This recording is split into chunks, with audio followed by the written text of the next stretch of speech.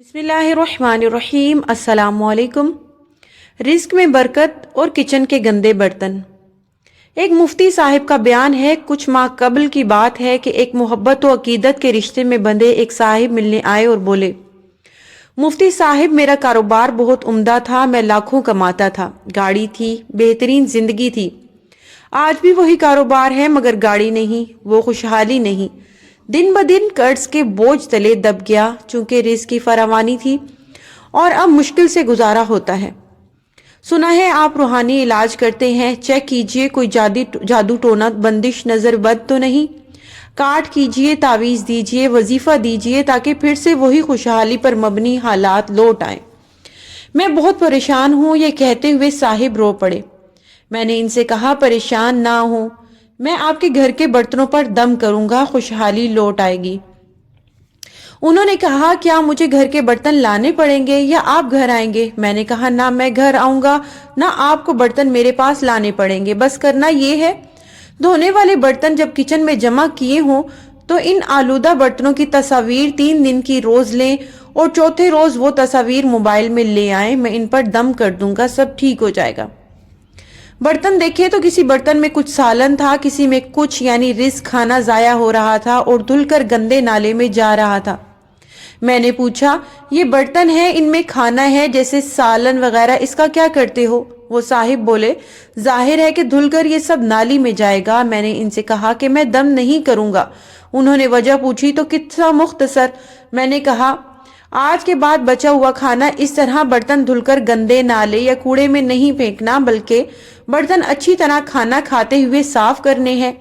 इतना डालें जितना खा सकें और बच जाने वाला खाना किसी गरीब को या छत पर जानवरों, बिल्ली को खिला दें।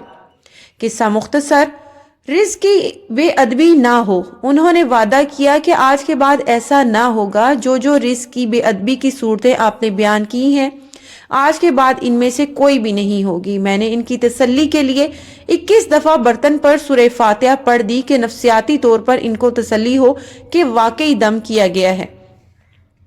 कुछ दिन बाद वो मिलने आए और मुझसे गले मिले और रोना शुरू कर दिया, हाथ चूमे और हद से ज्यादा अकीदत का इजहार किया और बोले, मुफ्ती साहेब अब मेरा कारोबार बहुत बेहतर हो गया है, बेहतरीन और बड़े बड़े ऑर्डर दोबारा मिलना शुरू हो गए हैं। आपके दम ने तो कमाल कर दिया। मैंने इनसे कहा, हुजूर अकरम सल्लल्लाहु अलैहि वसल्लम की हदीस के मुताबिक रिस्क की बेअदबी तंगदस्ती लाती है। आपने कारोबार बयान किया है, इसमें कोई शरई खराबी ना थी। आप नमाज भी पढ़ते हैं, तो मुझे इस वक्त आइडिया हुआ कि कहीं रिस्क की बेअदबी के शिकार ना हो। आपने रिस्क का अदब शुरू किया तो वो वापस लौट आया, बस इतनी सी बात थी।